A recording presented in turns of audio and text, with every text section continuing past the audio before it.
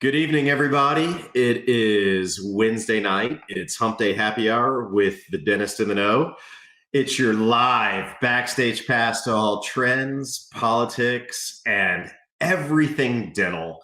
I am not Jeff Horowitz, but I'm Chad Duplantis. Jeff Horowitz is dealing with some crises of his own at his practice. I'm here tonight with my really good friend, Dr. Jennifer Bell. I probably butchered that intro, but honestly, I wasn't prepared for it. So it is what it is. Tonight's a new night. It's Wednesday night. Let's have a little fireside chat. JB, how you doing? If I can be like very transparent, I'd probably appreciate you didn't. Oh, what? You can't hear me? I can hear you. Oh, if I can be super transparent, I would really appreciate that you didn't refer to me as your best friend in public. Okay. Well, my best friend Jeff Horowitz is not with me tonight, but this other person of our show is with us tonight. I swear you, since I can't actually make a heart because I have no bend in my thumbs. I swear you. You know, we've had a couple of interesting weeks. I mean, we've got to spend time with our families together over the past few weeks. We were in Mexico, we were in Aruba. How is life settling back into practice? I'll give you a quick update. My skin is peeling off. Oh, from sun? Right. The beautiful suntan that I once had is now shedding off into carpet. My dog has the diarrhea, which has now turned into like, I don't know, the smell that's coming out of the backside of the dog is something I've never really experienced before. So we got that going for us. It's now somewhere stuck between winter and summer. It was 70 on Sunday. Now it's snowy and rainy on Wednesday. So we're stuck in this like very odd space. And apparently no one in North Carolina wants to go to the dentist or do any dentistry in the month of February. It's like, it's an anti-dental month. Like no one wants to do things in February. So overall, I feel like it's been going pretty well. Yeah. I get it. Top so notch. Question. Do they not want to do dentistry, or has flu A taken over North Carolina? All the things. Like maybe I suck at treatment planning and talking to patients about treatment. So we can't totally rule that piece out. I think the fact there's only 28 days in the month gives people a bit of panic that, you know, they would just rather wait till March because it seems like it works better in a calendar. Everyone is sick. Everyone, including my team. So it's just, you know, any day you just wake up and look at your phone and waiting for what new fresh hell the day has to offer for you. And then you improv, you figure it out. So I can relate. It seems like everybody is canceling. Flu A has taken over our entire area. And on Monday, our daughter calls home and my wife's like, she's sick. I'm going to get her. She's 2 hours away. She's like, if she's going to be sick at school, she's going to be sick at home. So she comes home with flu A. And that's who just walked in like, hey, do you want anything for dinner? No, I'm good. Thanks. But I will tell you that I found like the most amazing thing. All right. Okay. So everybody's got flu A. Yeah. My daughter's got flu A. I'm exposed to flu A, right? So what do you get? What do you get when you got the flu? I get McDonald's, actually. Right. But if you're going to take something, what are you going to take? Tamiflu? Yeah, you're going to take Tamiflu, right? Yeah. So anyhow, today my wife gets online and she's like, how do we get Tamiflu? Because, you know, I mean, I could probably prescribe it, but that's not the right thing to do. And we shouldn't be doing that, right? Sure. So anyhow, we go online to this deal, $15, little virtual consult. Took about 5 minutes, upload a picture of your passport and negative COVID test, and boom, you've got a prescription for Tamiflu at the local pharmacy. I'm like, where has medicine gone? Wait, why did you have to upload your passport? To prove that it's you. Chad. Passport or driver's license? I'm genuinely concerned now that you are now moving all over the world. Hey, it's cool. Someone's using your fake passport. If they want to we filled out all the HIPAA forms. You do all that too, So, I mean, if they want to do things illegally, that's fine. But it was Was quite that through Amazon Medicine or No, what's it called? It was hold on. I mean, you can get weight loss medication. You can get erectile dysfunction medication. Sure. You can get whatever you want as long as you go through their process.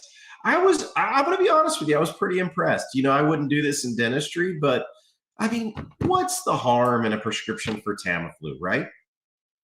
Yeah, probably in most European countries, it's over the counter, honestly.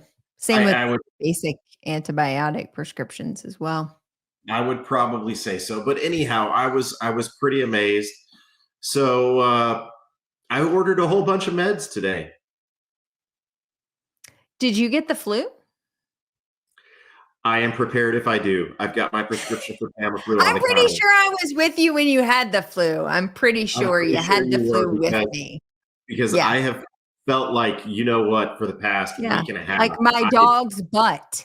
You felt like my dog's butt. Okay, so let's go back to that for just a second. Mm-hmm. Do we? What do you think Rosie girl got into?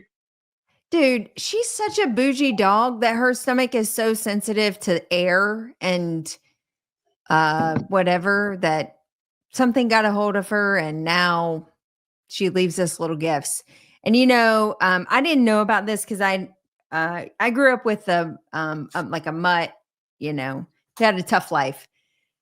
So I dog sat a friend in dental school. Oh, we're going to tell you a really quick story, so don't let me forget. But I dog sat a friend and a dog for my friend in dental school. I didn't have a lot of experience, but I thought I could probably keep it alive for the weekend. And it was like this little tiny Shih Tzu dog. And I have him at my house, Bernie, and he's hanging out. And the next thing I know, he drops down on the carpet and starts scooting his butt all over the carpet, creates this entire trail all over the front or all over the upstairs. Of course, leaving skid marks everywhere. And I thought, what is happening? Why is he doing this? Why does a dog do this? Later did I find out that it was part of a gland issue that many bougie dogs suffer from, including my bougie dog. And my bougie dogs have gland issues too. Yeah, I think the bougie dog's got gland issues going on right now, and maybe it's spiraling out of control. So for everyone listening, I'm really sorry I had to paint a picture, but that's what we're living in right now. We got butt scooting, sliding, squirting, so much stuff is happening out of the dog. So, I remember a couple of years ago, we had this dog, Winston, and he died when he was 16. He was a freaking great dog. Loved Winston. And I remember waking up one morning and you're just freaking exhausted. And I go in there to the kitchen and Winston's looking at me and I was like, "Are you hungry?" And every time you ask Winston if he's hungry, he'd bark a little bit and say, "Winston, you hungry?" And he gives me a little roof. And as soon as he gives me a little roof, diarrhea just shoots out of his ass. Oh gosh. And every time I asked the dog a question, he was shitting all over our kitchen. Shit everywhere. Yeah. And so, whenever somebody talks about dogs and diarrhea, which is really a great conversation for a dental podcast, I will tell you that I have these scars in my mind of Winston just everywhere he was walking, just shooting diarrhea out of his rear end around my house. So I don't do well with dogs and diarrhea. I do really well with dogs and solid turds that you can pick up in your little poopy bags. Yeah. Well, one last thing I want to mention that I didn't get a chance to post about, but I'm going to post about it. I wanted to ask if you watched the Super Bowl this past weekend, and did you see our good friend Mike? I did. He was the and I believe his number was like 82 or something like 89, that. I think. 89, yeah. I saw Mike. We had this great conversation at the Super Bowl party that we were at, that he was a dentist and everybody was fascinated. And I told him that he was a practicing dentist and that when he came on the podcast, he had to get approval from the NFL. It was actually a really cool story. And believe it or not, the people at the party were very intrigued by Mike. Yeah. So just for our listeners, if you haven't had a chance to go back, please go back and listen to his podcast. Mike Morton, who's a dentist out of Kannapolis, North Carolina, a classmate of mine. We were great friends throughout dental school. Actually lived in the same neighborhood, carpooled together every week because parking on campus was very limited. So his backstory is that he went to Carolina, was a football player for Carolina, went on to play professional football with the NFL, played for a few different teams, but was fortunate enough to be a part of the Rams 2001 team, I think, when they won the Super Bowl. So he came back, smart guy. Eventually his back gave out, couldn't continue to play football anymore. So super smart guy, came back, got into dental school. We did 4 years together. He went back to his hometown with his high school sweetheart, and they had quads our last semester of dental school. So he had quads right before boards. It was like super stressful. So he anyway went back to Kannapolis to practice. And now, as of this past weekend, he's the only person to have ever played and won a Super Bowl, but also come back to the league as a referee or umpire. So super cool story. His family was there. They were posting. I was texting with his wife. Everybody was, having a great time. All 5 of his kids were there with him and his wife. So I think they had a great weekend, kind of a special moment and sort of full circle for Mike, I think. So really cool. That's pretty cool. And I also noticed during the Super Bowl, I don't know if anybody else noticed this, but did anybody notice some of the I'm not going to call them mouth guards, but some of the mouthpieces that the players had? The Invisalign aligners that everyone was chewing on? Yeah, it looked like Vivera retainers or something. Yeah, no, I was trying to figure that out. I mean, Invisalign sponsors the NFL. Everyone was chewing on Invisalign aligners. Yeah. Right. I just don't know that I would consider that worthy enough for a mouth guard, but everybody had Invisalign aligners in there. It's also not super effective when you're chewing it. Like that is the opposite of an eye guard or a mouth guard. So anyway, well, I'm really excited about our guest tonight. So I'd love for you to do some news, and then I can't wait to introduce Alan because I've kind of followed him for years, and I'll let you do the news first, and then we'll get straight into Alan. All right. Sounds great. Go for it. So the first story of tonight, actually, I had for Jeff, because if you're new to the podcast, you may not know, but Jeff has a pig that lives at his home. Now, this pig was delivered to him by one of his sons who got the pig thinking they could have it in an apartment. Come to find out, they cannot, in fact, have it in an apartment. This was a mini potbelly pig. They left it at Jeff's house. It turned into a 350-pound pig named Peaches.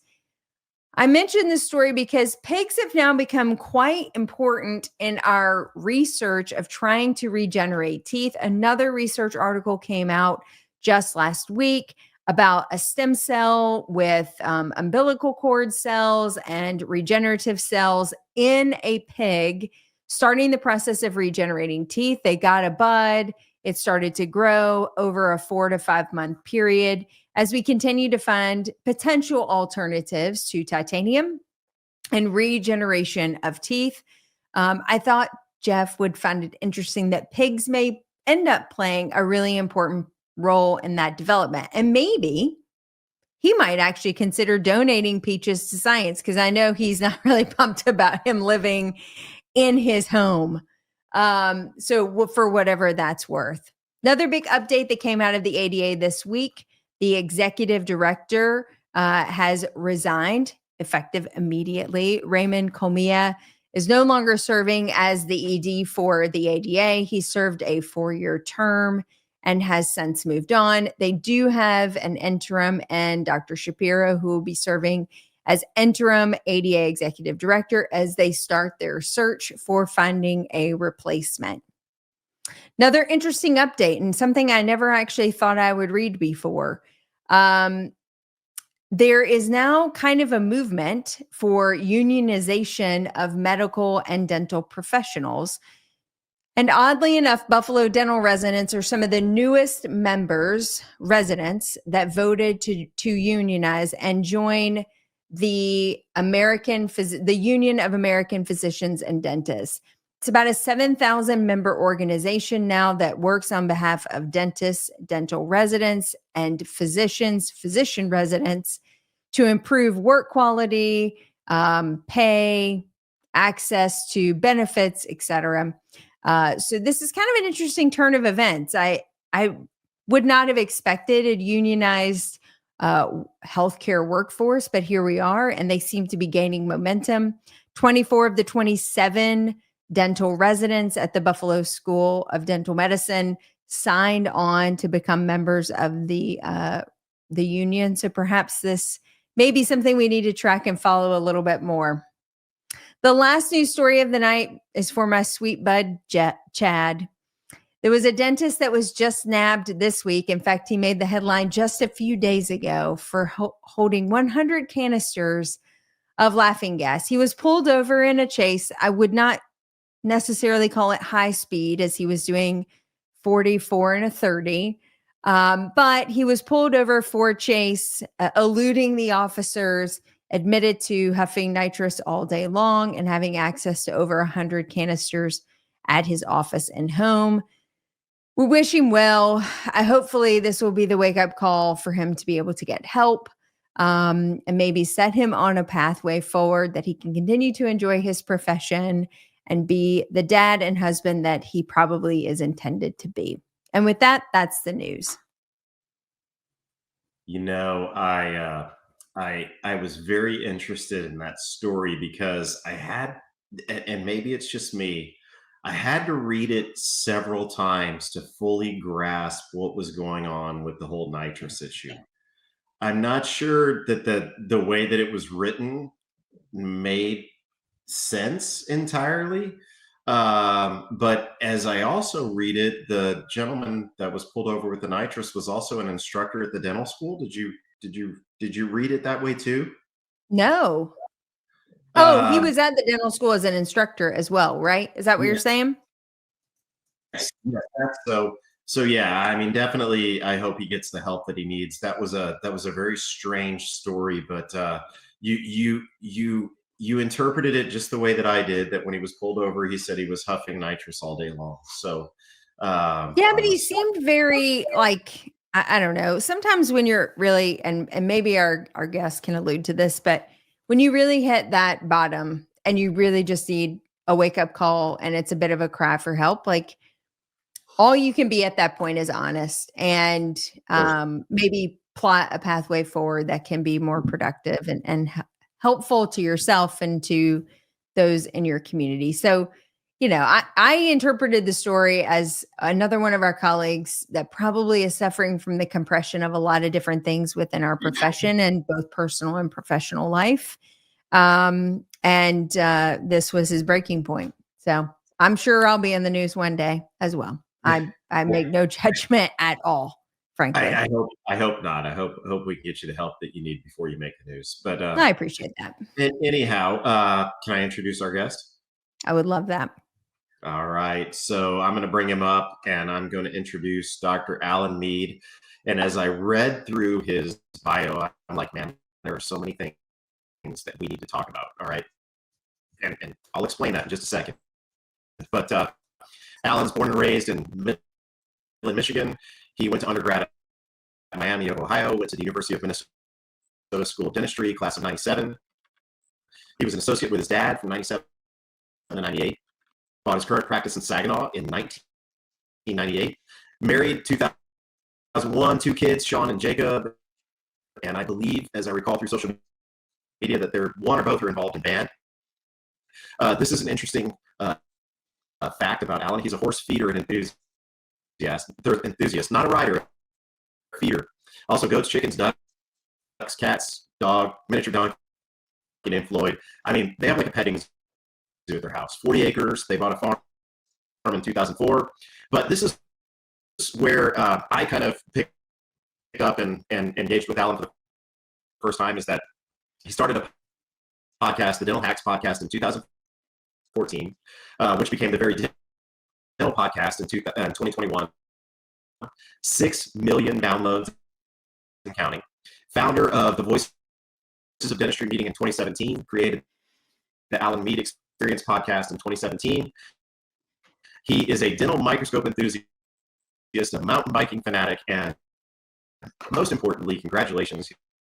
He's been sober for more than 23 years. Alan, it's an honor to actually meet you virtually. But the first question I have to ask you is this.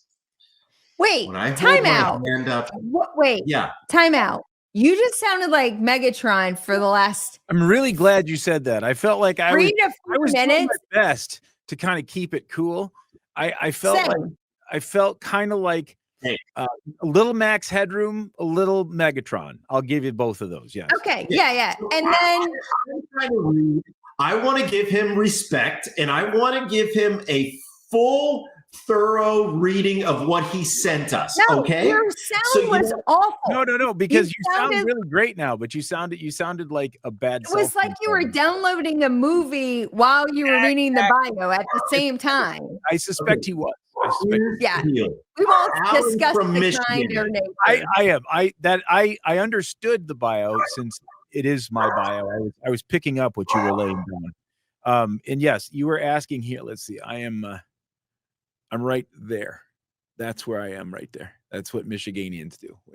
So yeah, it's literally central. Do you know Jack Nash?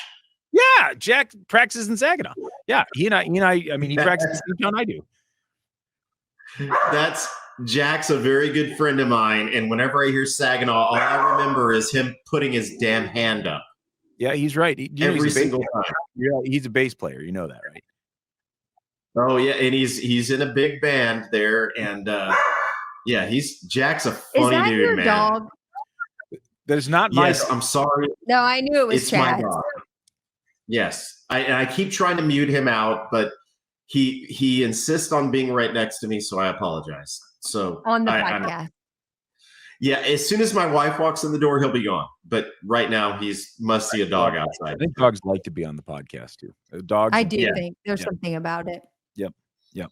So Alan, tell us a little bit about what made you get into dentistry. Let's start there. Let's go way back. My dad's a dentist. I essentially grew up in a dental office. One of those things where, I mean, I bring my kids to the office on, like, if I have to go do something I'll bring my kids to the office. And he did. He brought my sister and I to the office when I was a kid.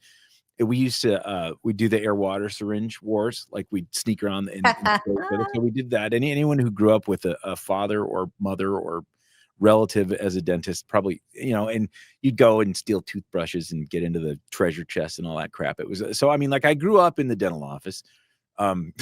He was one of the first, he was a general dentist doing ortho long before it was cool. He had me like wired up full brackets when I was like 7. Because I was this guy. I was like, I mean, I was really flared out. I still to this day, I have all 32 teeth. I have room distal to my wizzies for more. I'm like a caveman or something. So he had to pull me together anyhow. So I was in braces early. So I was in the dental office all the friggin' time. You got to figure, and I was the worst patient ever. So I was knocking brackets off and stuff constantly. So, and I mowed the lawn at his office, which was a terrible choice of his. I was notorious. It took forever. It took like 3.5, 4 hours. I used a regular push mower, and I probably like ran over more sprinkler heads than any. Like, whatever he paid me, he lost on me just because I nailed a sprinkler head or whatever. Anyhow, so I literally grew up around a dental office. I was very familiar with, I was familiar with the office. I wasn't familiar with dentistry per se, but so I mean, and he seemed to like it. He did like it. He did a good job with it. Everyone knew him and loved him in town. And he's alive. I mean, I'm not saying that like because he's dead or something, but he doesn't practice anymore. But everyone still knows him as a dentist, and it's really kind of cool because I have inherited a lot of his patients, even though I practice a town over from where he practiced. So that's kind of where dentistry came in for me. I grew up around it. So there's a disconnect there that I got to ask about, because you worked for your dad, but then you bought a practice in a neighboring town. So what happened there? I mean, not to bring up bad blood, but I mean, you wrote it. So what's funny is I think I always figured I'd go in with dad and buy his practice, but he wasn't, when I worked for him as an associate, and I just wasn't probably as busy as I wanted to be. And let's be perfectly honest too. I mean, this goes back to the fact that I was by the time that came around, I was an active drug addict. I was, and I didn't really want to work with anyone, because then, like I could kind of do the stuff that I wanted to do, buy the things I wanted to buy, and kind of hide the deal. So I found a practice down the road. It came up, long story short, I think it was a coach, or like a practice management consultant that he was working with, that happened to drop, oh, there's a practice that's come up in Saginaw that needs a dentist. And I was, I wasn't as busy maybe as I wanted to be. And I'm sure in the back of my mind, I was thinking, hey, this might be. So that's kind of what happened. And I ended up, I think for a long time we figured I'd buy in, but then our mutual accountant finally said, it's a terrible deal if he were to buy your practice, because you need to do well on the sale. He doesn't want to, you don't want to screw him on the sale. We didn't ever have an arrangement. So it's kind of it worked out okay. It worked out okay. So I will say that I have to drive 40 minutes one way twice a day to my practice. There are times when I wish that I had bought Dad's practice, because it was a short drive. I'll say that. I mean, for 27 years of that same drive, and I think to myself, think of the time that I've lost. Yeah. It's and the gas. Could you have made up the difference in gas if you overpaid slightly for the practice, just slightly? I never thought of it that way, but I suspect you're exactly right. Yeah. Well, we're not going to dwell on the past. Yeah. I'm glad. Did it create a rift between you and Dad at all? No. The accountant, thank God for the accountant. The accountant explained it to both of us very well. And that was that. He found a buyer. He did great. It was okay. Everything was good. And he continued to practice for years after I bought the practice in Saginaw. So, and I worked on and off as an associate on Fridays at his office too. So no, it really didn't create a rift. I think that's a really a valuable lesson there's a lot of people out there that feel like, okay, my dad, my mom is a dentist. I've got to buy their practice. And I think that's a very valuable lesson that you have for a lot of people, that you actually don't. And it's just the matter in which you present it. But you brought up a couple of valid points, like you said, you didn't have really an agreement in place before you got there, No, not at all. Dad didn't want to get screwed, like I told my kids, my son's like, well, I'm going to be a dentist. And I'm just going to take over your practice. And I'm like, the hell you are. You're going to come into my practice and you're going to freaking buy it for fair market value. Oh, no, I'm not going to do that. Well, I mean, fortunately, he's not becoming a dentist. But, there's probably a lot of dads out there and moms out there that are like, oh, hey, I got to give it to him. It's my kid. I've heard people that have done that. I know people that have done that. I know people that had an agreement right from the get-go. I know people who don't talk to their family member with stuff that fell apart. I know all sorts of people. I think both Dad and I I don't know how to say it, but we wouldn't have wanted it to happen that way. I mean, it just wasn't going to work out that way. We weren't going to be mad at each other that long. I think Dad was a little disappointed, but I also think that it made a lot of sense at the time. God, my struggles also made it a little weird. Everything was a little bit weird in our situation. We've done pretty well. Did he know at that time, do you think? No. Exactly what I was going to ask. Yeah. Okay, so when I left, I bought my practice in 1998. I graduated from dental school in 1997, and I started working for Dad in basically my license came in the mail in like September of 1997. So I'd come home from Minneapolis and I started working for Dad. And so it was July 1998 that I started working for the guy. It was crazy. The guy who I bought my practice from left just up, and he said, I'm done being a dentist. His poor team was like trying to hold an office together with no dentist. It was crazy. And so they kind of found me, and I came in and worked as an associate starting in July of 1998. And then I bought the place in September of 1998 because, as the dentist leaves, the value goes down. It was a nightmare. There's so many things there were so many things in this 1998 time period that were so formative in my career. For one, I really took off with addiction at that point. I bought a practice. I bought a practice pretty much under the influence. I got married in 2001, but I started dating this person under the influence in 1998.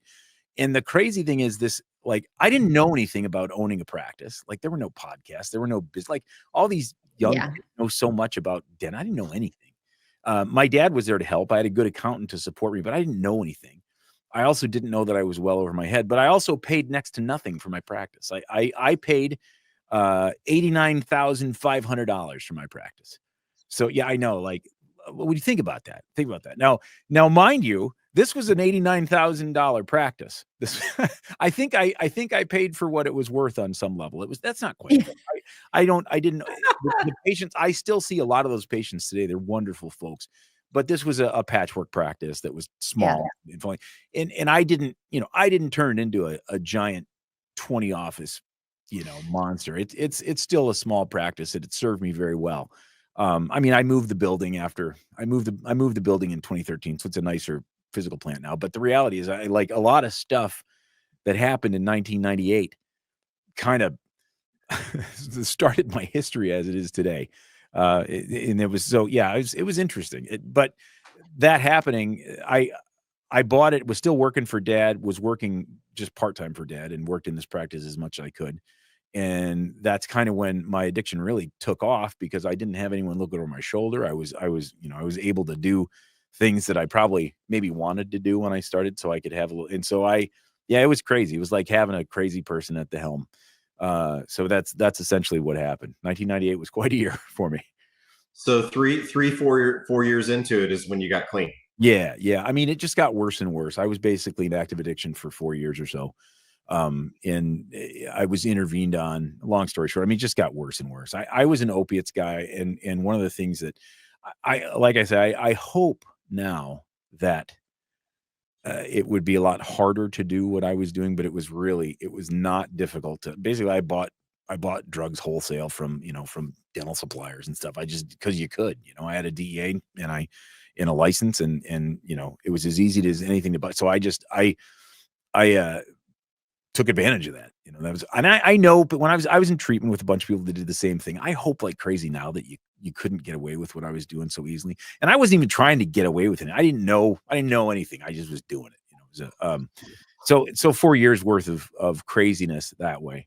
And then, but interestingly, like, the people around me knew it was going on. The team knew it was going on. And they, of course, when the guy's writing their paychecks, they're not exactly sure how to help or how to, what to do. And it was, I put everyone in a horrible spot, but eventually, a good friend of mine, oral surgeon, figured out what was going on. Long story short, he tried to sedate me. Actually, he tried to sedate me and take a lipoma off my neck. And there was not enough fentanyl in his office to sedate me. And he's like, this isn't right. There's something wrong here, right? You're like, when you have a tolerance like I did, that clued him in, and it didn't take long before he had it figured out. And so he was able to enlist the help of my brother-in-law, and they came to my family. And I think my family was able to put it together. I used alone. I wasn't with people. I was hiding it, but I wasn't hiding it very well by the end. I mean, there's a lot of people that kind of had an idea what was going on. My family didn't want to believe it, of course. But I was intervened on. So in 2002, I should say, it wasn't 2001, 2002, January 2002, I was intervened on, and my family came in. I gave up. My intervention would have been the worst television ever. You see the intervention shows where the people are fighting and they run out and they climb out the window. Mine wasn't like that. Mine was like, I can't do anything. I've tried to stop and I can't. And they whisked me off to treatment. So I was in treatment for 4.5 months in Grand Rapids, and thus started. So interestingly, I got clean on the 9th. No, the 10th was my first day clean of January 2002, and I never relapsed. No one believes that, but I never went back. So that was my clean date, and that's when I stopped. So I was ready. I was ready to stop for sure. I'd had enough of the madness. I think that's often the tipping point, right? And maybe even for the guy we talked about in the news, like, you kind of hit that point and you almost are waiting for that intervention, maybe. Not always, like, but subconsciously. I'm convinced it's because I used alone and I hadn't told anyone, and I'd never admitted anything to anyone. It was always hiding. That once it was out, it was kind of a relief to me, right? Yeah. I was kind of like, okay, the gig's up. we got to now. I got to figure out what's next. So I in a sense, it's not like I'd been going to AA and falling apart and not making it. I'd never tried anything that was effective that way. I'd always been hiding it. So once everyone knew, I was kind of like, well, I guess it's time to do something about it. And I'm going to tell you, if this guy was caught in his car with nitrous oxide and spilled his guts, he might have been in the same position I was. He might have been like, okay. And on some level, I wonder if me having my friend try and sedate me was sort of a twisted cry for help, right? Like, I had to know that it wasn't going to, I don't know. In any case, so there might have been something like that. I will say this, nitrous oxide, this is a crazy thing. Nitrous oxide is amazing for withdrawal from opiates. It makes the withdrawal go away. Because remember, opiate addicts, they like to think of us as just being high all the time. Mostly we're in withdrawal all the time. We can't keep the stuff around. So it's miserable. It's like walking around with the flu, like most of the time. And so what you try and do, if you didn't have what you really wanted, you try and find something that would at least make you feel a little bit better. And nitrous did. Nitrous really did. It was crazy. So on some level, it wasn't my first choice by any means, but I use nitrous plenty. And I'll tell you this, the scary thing about nitrous is you get a neuropathy, weird neurological stuff if you're heavy into nitrous. It's not a necessarily forever thing, but it's a little scary. Like, everything's got side effects, but nitrous got nasty side effects if you use it a lot. Now, okay, so let me ask this, because I had this conversation this week, and I'm not a fan of nitrous. I never have been. I don't know that I don't know if I ever recall using it, except for when I'm about to go under and they give you that big whiff of nitrous, But as I recall, and I'm just going to ask this, what is the number one contraindication to nitrous in your practice? What type of patient are you not supposed to give nitrous to? I mean, okay, so for one thing, I haven't had nitrous in my office since I got clean. As much as nitrous there's great uses for nitrous, don't get me wrong, but like, I don't pour gas on the fire. I don't tempt myself. I don't do that stuff. So I could have it in my practice now. I'm convinced of it. It wouldn't be a problem, but I just haven't. But my understanding is pregnancy. I don't know that for a fact, but I understand it's pregnancy. Is that what you're looking for? No, but that's a good one, JB. But it is true. Yeah, it is true. Anything that comes to mind for you besides pregnancy? Now it makes me think an opioid addict, like you wouldn't. Well, what I'm thinking is, do you all recall, and I'd have to go dig back in the textbooks, but MS? Oh, interesting. Yeah. Isn't MS? That kind of I'm sure that it would kick neurological. See, interesting. I bet that's true. I bet that's true. And so that for some reason sticks out in my mind is MS, and that we had earlier this week, that someone with MS being around nitrous. I'm like, I don't think that's a really good idea. But I was wondering if either of you all recalled that, because it was it's something that sticks out in my mind, and it was something about nitrous accelerating the demyelination of the nerve sheathing, and isn't what MS is? I wouldn't be surprised. Yeah. I know that I've had, I've worked on, for a long time, I was on the Michigan Dental Association committee that kind of helps dentists with dentists and team members that have drug and alcohol problems, that sort of thing. And I've known some heavy nitrous users that had, long-term neurological problems from it. So it's not supposed to be used as often as someone like me would have used it. Sure. I want to two subjects I want to make sure we hit on. One, I'd love for you to talk a little bit more about the support groups. Many states have them. We have it in North Carolina, Dental Caring Partners, who will come in. For those who don't know, though, at least in our state, they'll come in under the cloak of night, essentially, if the dentist asks for help. They'll protect their reputation. They'll protect the practice. They'll help put temporary support in the practice so the practice can continue to function and continue to meet payroll, et cetera, while they help the clinician deal with whatever's going on. Is that similar to what you have in Michigan? Interesting you say that. So, because I know a bunch of North Carolina people. Actually, I went and spoke at one of their meetings up in, what's the place that's up in the middle of, it's something like, it's not Rocky Top, but it's like Omni Grove Park Inn. No, it's up way up in the. It's like a resort town at the top of a mountain somewhere, and I It can't. should be Grove Park. Okay, I don't know. Maybe it was. In any case, I don't remember Yeah. the name, but no. In any case, I went and spoke there it was great, and I know a bunch of the. What interestingly, we talked about Brett Kessler. I've known Brett for years, and I met him in this group. Long story short, they used to meet in Utah. They called it the Utah School of Alcoholism, and it was basically all these different groups of support groups and it ended up being a bunch of recovering people, and a bunch of the different state groups, the people, the dentists that did this stuff would meet in Utah for a week, and we'd kind of talk about our strategies and all this stuff. And that's where I met Brett, and I know a bunch of the North Carolina folks too. And the reality is each state kind of does it on their own, but a lot of them do it similarly. Like in Michigan has what they call the Health Professional Recovery Program, HPRP. And and it's a state, it's run by the state. It's not a dentist specific thing. We also had an MDA committee that was there to support. And I know that the North Carolina one is really supportive. I don't think we were quite as far ahead as the North Carolina guys were. But in Michigan, as long as you follow the contract they put you on after you're out of treatment, your license is safe. And so I was on contract for 3 years with the Michigan Health Professional Recovery Program.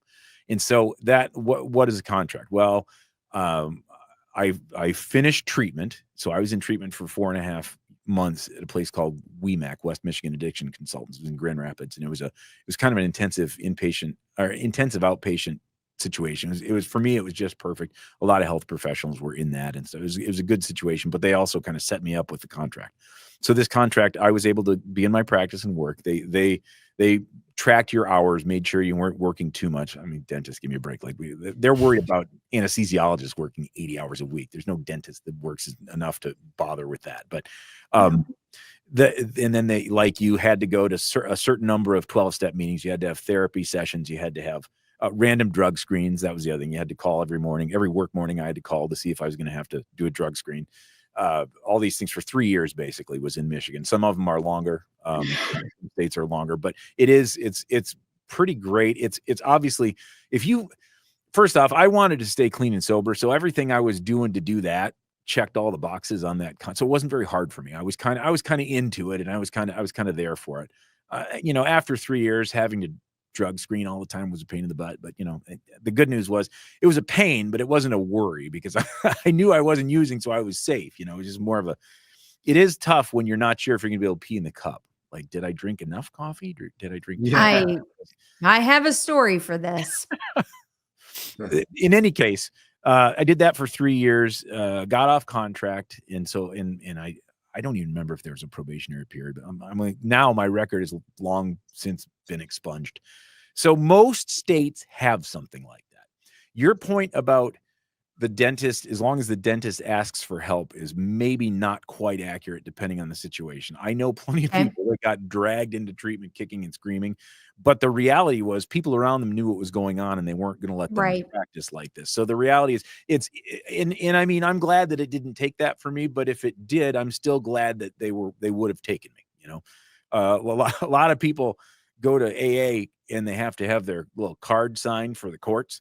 And people are resentful about that. But, the story is what they say about recovery is if you stick around long enough, it'll get you. You'll decide you want to be a part of it. And so it's good. However you got there doesn't really matter. Right. So, yeah.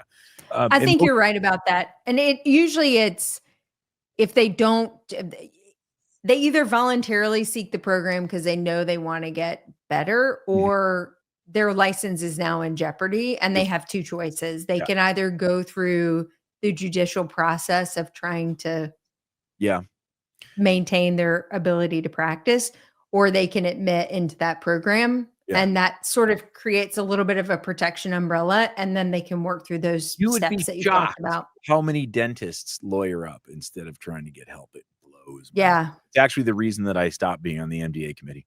I was just sort of like, I'm kind of over this. We're here to help, and you guys just and that it may be different now. That's been some years, but it's very frustrating to me in some ways that now, mind you, it's easier for me to say because I've been through it and I'm on the other end of it. But it was frustrating to me how many people it was obvious that they needed help, but they didn't want help. You know, one of those things. Yeah. Yeah. You know, it's also it's also amazing to me. I went to dental school with probably several addicts, but two that I know of. You know, one that was in and out of treatment, and always asking us to cover for him when he was missing class, and you know, we ended up losing him after dental school. And the thing is that as much as I hate to say it, because I do miss him, it's not something that surprised me. Mhm. And then there's another one that we lost after dental school that nobody would have ever known in a million years that he was an addict. You Mhm. know, and I think it all started in residency and whatnot. And you look, and you know, it amazes me how some people can cover it up so well. And it sounds like you were one that covered it up pretty well, you know, and Maybe in the until you beginning. Towards the end, it, not so much, but yeah. yeah. And the other thing that through your story that amazes me is your wife must be a saint, man. She is. Absolutely is. She's that's pretty awesome. You know, I mean, you hear so many horror stories about when someone, you know, is finally clean and stuff, and the marriage isn't what it used to be. But man, it sounds like y'all got. I don't know you, but you've been together a long time, so it sounds like y'all got pretty strong. Y'all got stronger even after you were clean. So I'm married for 23 years, about 23 years. So it was, I got married on September 8th, 2001. So 3 days before September 11th happened. And then I got clean in January 2002. So there's like 4 months. We've been married 4 months longer than I've been clean, if you can imagine. So that's just what every newlywed wants, is for their husband to need treatment for 4 months. Yeah, that's pretty good stuff. That's a testament to love, man. That's pretty awesome. No, she hung with me. She hung with me. It's true. It was not the ideal necessarily. Yeah, and she's still hanging with you. So that's pretty freaking fantastic too. So well, kudos to you. That's all of that is just awesome. And I love what you're doing. I want to kind of get to where you're at with your new group and whatnot, but I'd also like to talk about your journey in podcasting, because you really kind of started podcasting in dentistry. I mean, I don't care what anybody says. I mean, you've been around long enough. You've been doing it for a long time. So what made you decide to do that? It's interesting. So there were some dental podcasts out there before I started. There were not a lot of them. There were a few of them, and actually being on a couple of them was what kind of drove me to do it. I'm like, oh, I could do this. You know, so there's a guy by the name of Bilal Saib. He had a podcast. I was on that. I really enjoyed that. And I was on with a podcast called the Prism Podcast with two of my friends, Jason Luchtefeld and Grant. I forget Grant's last name off the top of my head. And if he's listening, I'm sorry, Grant, but they were fantastic. I really enjoyed that. Theirs was more of a scientific skepticism podcast. It was not so much a dental podcast, but I realized, well, I could do this. And I was a podcast listener long before that. I was listening to tons of podcasts. And I started listening to podcasts in like 2006. The first two podcasts I ever listened to was one called Mugglecast, which was a bunch of like teenage kids doing a Harry Potter podcast, and it was excellent. It was really good.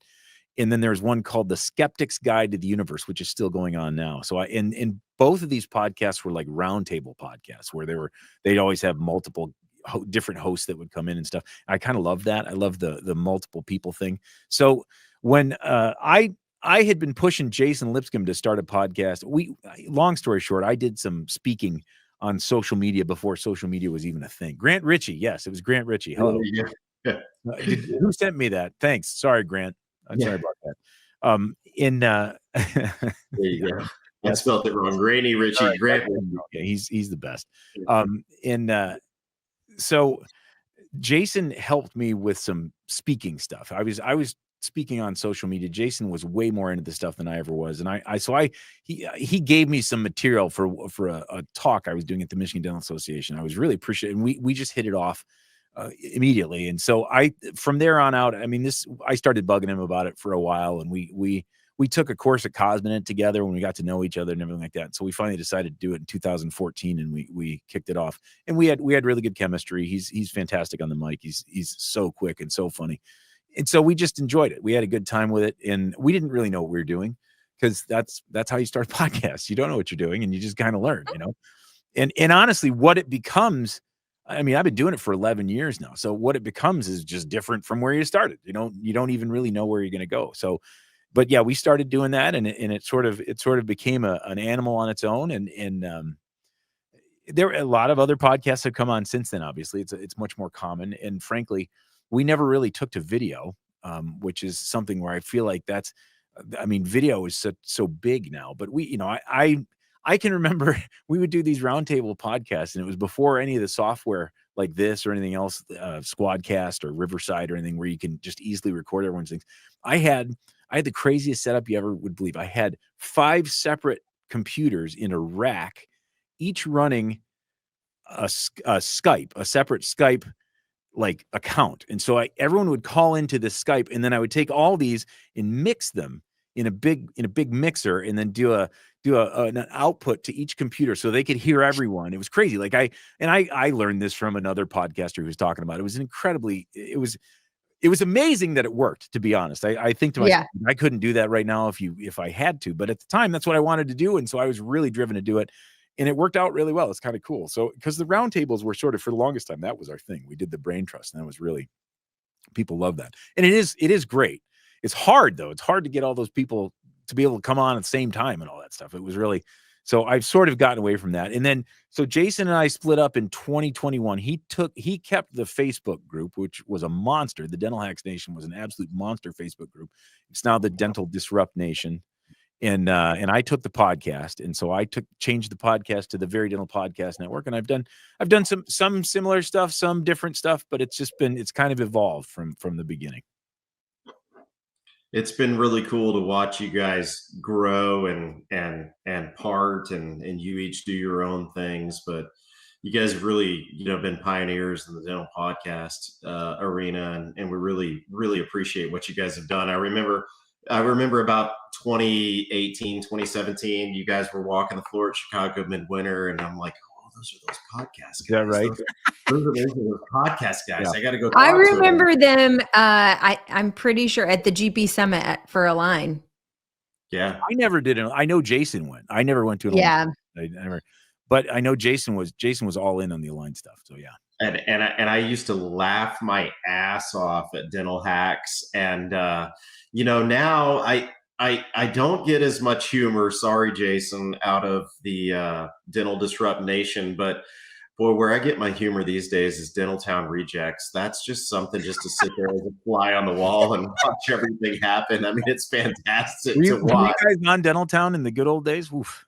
Oh yeah, it was actually pretty brutal then too. Oh yeah, it was the Wild West. I got clean and sober in 2002, and literally the next addiction was Dental Town. I got invited to Dental Town in 2002, and I was in like for 5 years straight. I was just mainlining Dental Town. I mean, almost everything I do in my practice has basically started with what I saw in Dental Town. So yeah, it's wild. The 10-minute crown prep. I mean, there were so many things that got viral on Dental Town, and then somehow became truth. And let me tell you something. If you were to ever post something, you've got brass cojones. Oh yeah, if you posted anything, God help you. Yeah, exactly. You will be destroyed. And so now there's so many groups out there, and each serves its own purpose. But I tell you, now it's the Dental Town Rejects that I get the best laughs out of, because there's nothing that they hold back on there. And I mean, there's a bunch of bashing and a bunch of sides of the political spectrum that it's just quite amusing. It's like watching a train wreck. You just can't stop. Yeah. I have to tell you, social media, the Dental Hacks Nation early on was Jason and I wanted to be very libertarian. And so we kind of were hands off on moderation, and you almost can't do that now. I liked it that way in the beginning, but it just got to be nuts. I will say though, on those bigger groups, you just get so much interaction from any post. It's kind of amazing. I have a Very Dental Podcast Facebook group that's small, because I require people to kind of be podcast listeners. So it's 800 some people. It's not tiny, but it's small, much smaller than, at peak we had like 32,000 people in the Dental Hacks Nation. It's just a lot to manage. Yeah. Otherwise, we watch on Nachos all the time. He's constantly like muting 3,700 people at any given time because they just cannot go on there and behave. Yeah. And just I can't do that. I just can't do the dental Facebook groups much anymore. I kind of stick to my own for the most part. Honestly, social media is so toxic to me. And it's the poison that I'm feeding myself, by the way. It's toxic. That doesn't mean that doesn't mean I don't do it, but it's, like I'm on Instagram, I'm on Facebook. I stay away from most of the dental Facebook groups, and it's not because they're bad, but because they're bad for me. A lot of times it's just not great for me. So I'll stick to the ones that I'm kind of, that I'm in charge of. I got a little control, and mine are really lame. Mine have no controversy compared to what we used to have. So that's but the latest one was the one I was telling Chad about before we started recording. It's called Dentists That Don't. I just started it a couple months ago. I kind of dove back into my recovery and 12-step roots a couple months ago, just partly because social media is so damn toxic. And I'm like, I know a place I can go where I can feel better about stuff. And so I started going back to meetings, and I started this Facebook group and invited, recovering, it's for dental people, but it's recovering people that are interested in like a sober lifestyle, that are just like, okay, drinking's not serving them. It isn't that they identify as an alcoholic or an addict per se, or people that are just interested. To be honest, what I like is that if you think you might have a drinking problem or you might have a drug problem, you can come on here and just kind of listen. And it's pretty great. It's small. I don't even think we have 100 people yet, but there's a lot of good conversations there. And I mean, so if you're someone who is in recovery or interested in recovery or interested in, a sober lifestyle, want to hear what people are like, it's called Dentists That Don't. So you can just search for that on Facebook.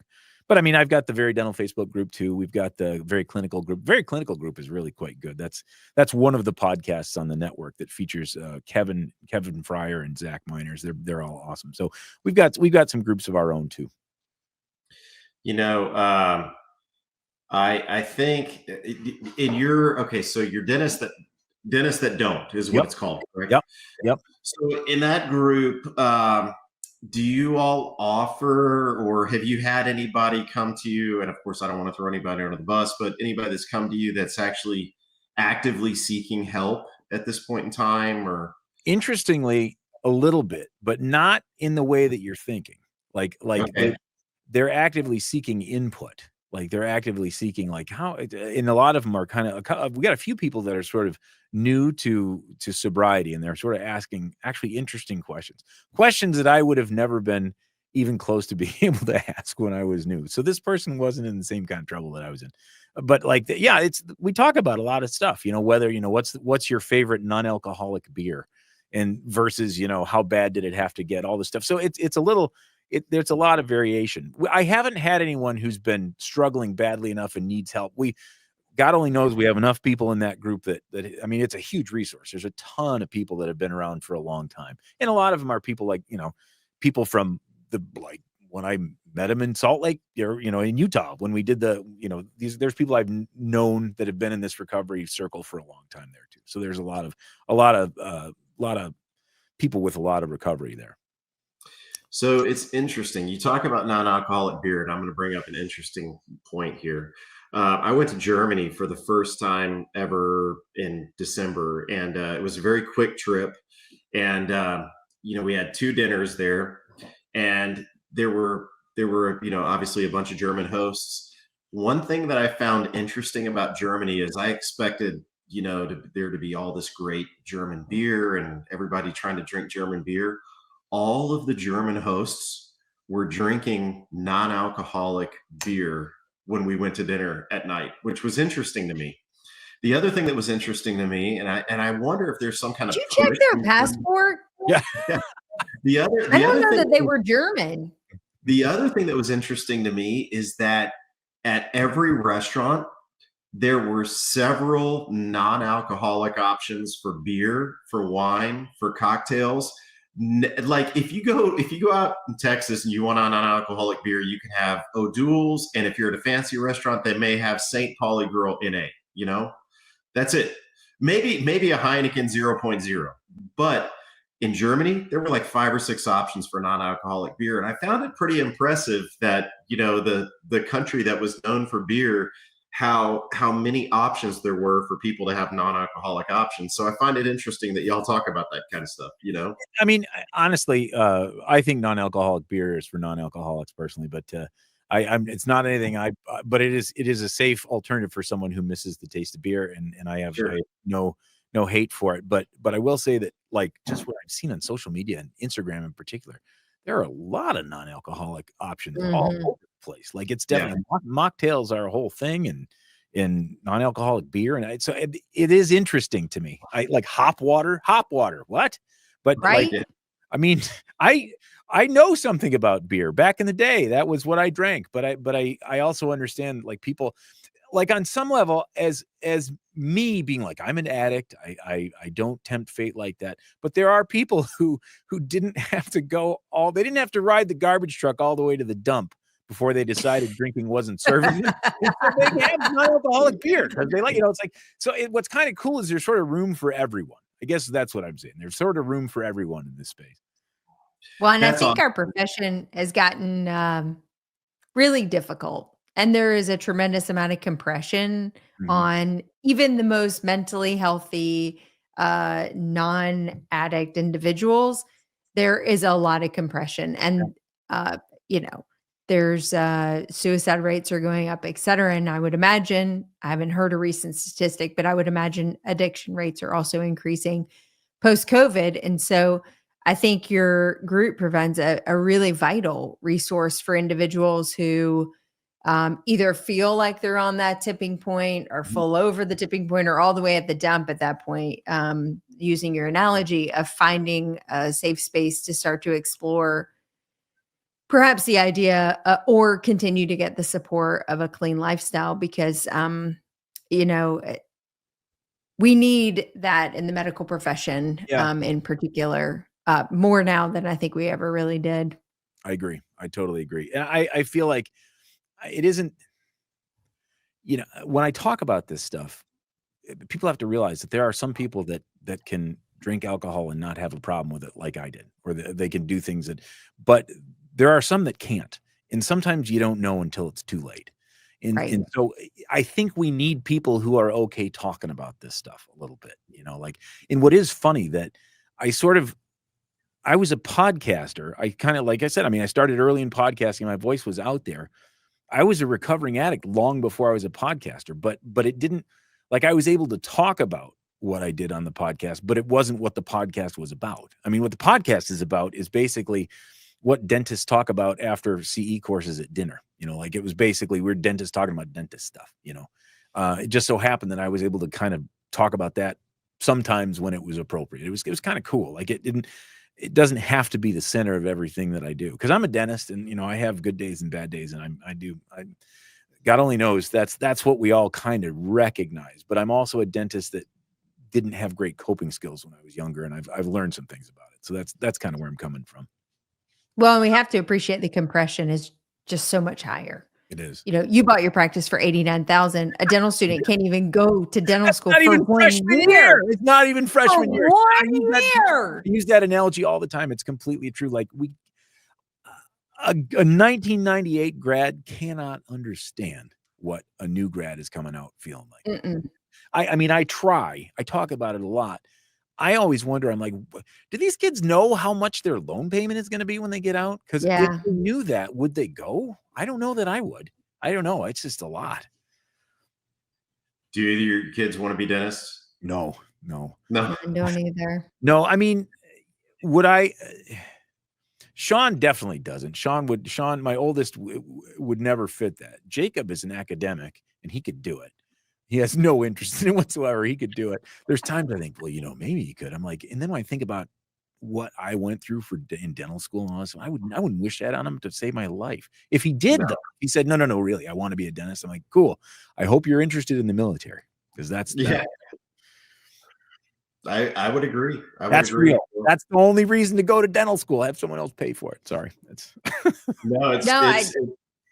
It's really true. And I encourage every young person that's thinking about dentistry that comes through my office to look into the military scholarships, because that's probably the biggest regret that I have. Same here. Knowing what I know now, oh my God, it could have changed everything for me. No, it could have changed everything. Having